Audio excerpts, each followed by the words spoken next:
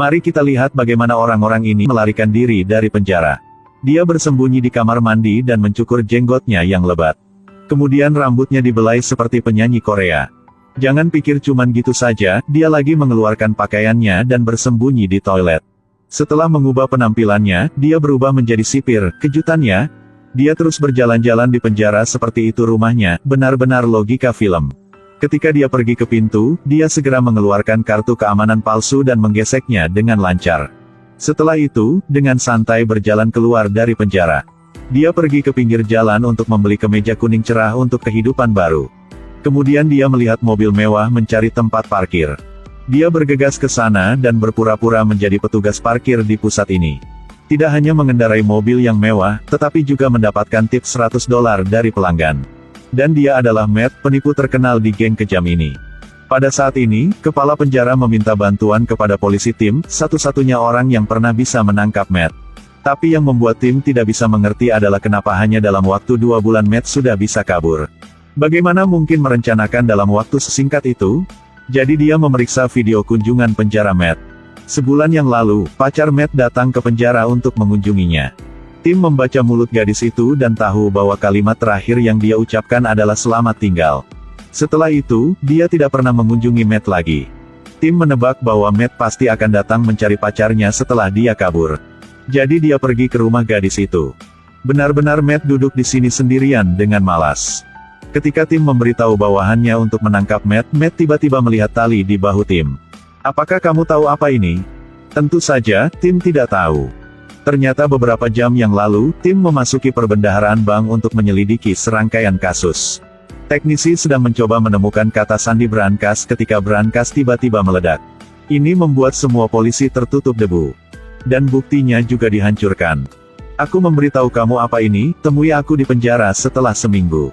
Setelah tim setuju, Matt mengatakan itu adalah pita pengaman pada uang $100 Singapura. Setelah mengatakan itu, dia ditangkap oleh polisi. Keesokan harinya, asisten memberitahu tim bahwa tali itu memang jenis pita pada uang dolar Singapura. Tapi mata uang ini belum dirilis secara resmi. Bagaimana Matt mengetahui hal ini? Jadi tim pergi ke penjara untuk bertanya Matt. Ketika dia mengetahui bahwa tim mengikuti sekelompok pidana dari Belanda. Matt berkata, bantu aku keluar, aku akan membantumu menangkap kelompok pidana ini.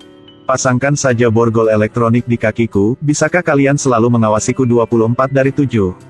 Keesokan harinya, Matt keluar dari penjara dengan borgol elektronik di kakinya. Selanjutnya, dia diberi kamar hotel. Dan jangkauan operasinya adalah 3,2 km. Jelas situasi seperti itu tidak cocok dengan temperamen Matt. Jadi Matt pergi ke toko barang bekas. Kemudian di sini dia bertemu dengan seorang wanita kaya yang menyumbangkan barang-barang bermerek lamanya. Dua orang yang baru saja bertemu tapi lagi ngobrol sepertinya saling mengenal.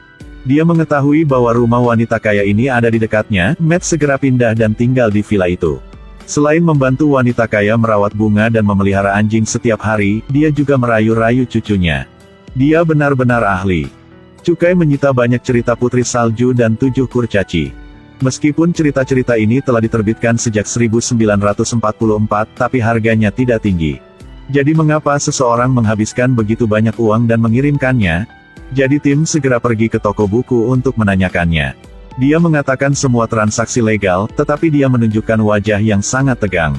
Pada saat itu pengacaranya datang, tim hanya bisa berhenti bertanya lagi. Namun, setelah keluar, tim segera mengetahui bahwa toko buku itu tidak memanggil pengacara. Tim tiba-tiba bisa menebak sesuatu.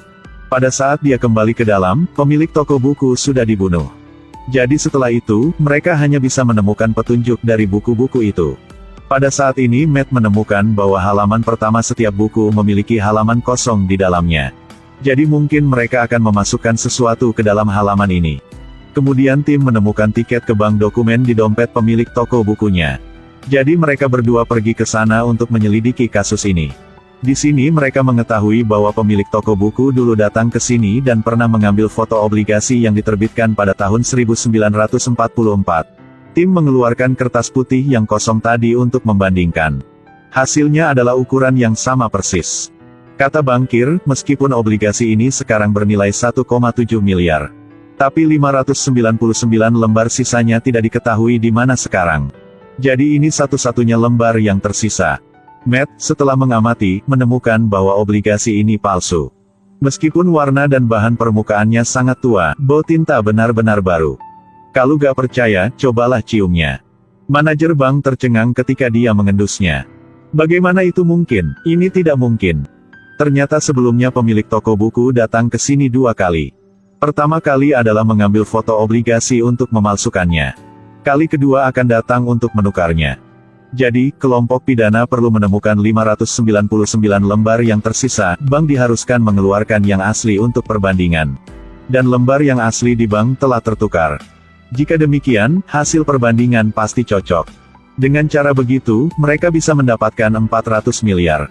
Setelah itu, Matt harus mencari tahu siapa yang memalsukan obligasi ini sehingga dia bisa menyelidiki lebih lanjut. Jadi Matt segera mencari sahabatnya Willy. Willy setelah melihat detail obligasinya sekali. Dia merasa para profesional ini sering menandatangani karyanya. Gunakan cara itu untuk menandai mahakarya yang mereka buat.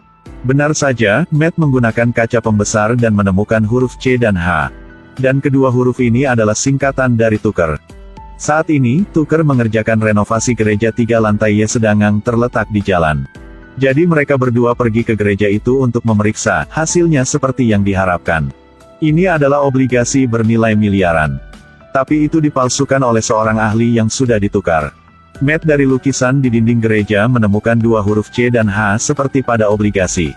Siapa yang tahu bahwa Tucker tiba-tiba muncul memberitahu mereka berdua untuk menghentikan apa yang mereka lakukan. Matt sangat antusias berjabat tangan untuk memuji bakat Tucker.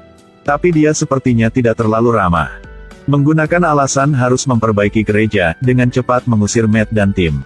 Keesokan harinya mereka mengetahui bahwa Tucker telah memesan tiket pesawat ke Belanda. Sepertinya mereka berdua mengungkapkan penyelidikan. Jika mereka tidak dapat menangkap Tucker kali ini, maka Matt harus terus masuk penjara untuk menjalani hukumannya. Jadi Matt pergi ke tempat sahabatnya Willy lagi, memintanya menggunakan hubungannya untuk menemukan keberadaan obligasi itu. 2 hari kemudian, Willy memberi Matt secarik kertas. Berdasarkan alamat di atas kertas, Matt dan tim mencapai sebuah gudang. Pada saat ini, mereka mendengar suara pencetakan di gudang, jadi mereka menduga tempat mereka ada di sini. Tapi tanpa bukti, tim tidak bisa mendapatkan surat perintah penggeledahan. Pada saat ini, tidak ada banyak waktu tersisa. Keesokan harinya, Matt melihat borgol elektronik di kakinya dan tiba-tiba muncul dengan ide yang sangat bagus. Dia mengambil kunci dan menyetir sendiri ke gudang itu. Kemudian turun dari mobil dan mengambil kamera untuk mengambil gambar gudang. Kemudian berhasil memprovokasi orang di luar. Maka Matt dikawal di dalam gudang. Di sini dia melihat buku-buku menumpuk di tanah. Apalagi, mesin tidak berhenti mencetak obligasi. Kemudian Matt dikunci di ruang kaca oleh mereka. Pada saat ini, Tucker selalu mengutuk sambil berlari ke sini. Matt melihat itu dan dengan cepat mengunci pintu. Dan ruangan kaca ini bagus banget karena bisa anti peluru. Jadi Tucker menyuruh bawahannya untuk mengambil kuncinya. Dan Matt mulai duduk di kursi untuk memprovokasi Tucker. Mas, apa yang kamu pikirkan? Kamu bahkan meninggalkan namanya pada hal-hal yang dipalsukan. Hei, kamu benar-benar mewarnai. Kamu menunggu sampai aku bisa membuka pintu dan melihat bagaimana aku memperlakukanmu ya. Begitu mereka selesai berbicara, suara mobil polisi datang dari luar.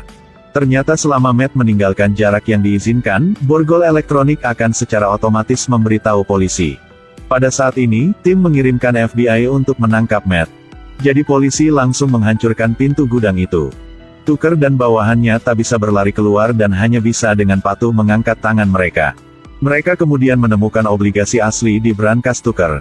Pada saat ini, tim segera memuji rencana Matt karena sangat bagus.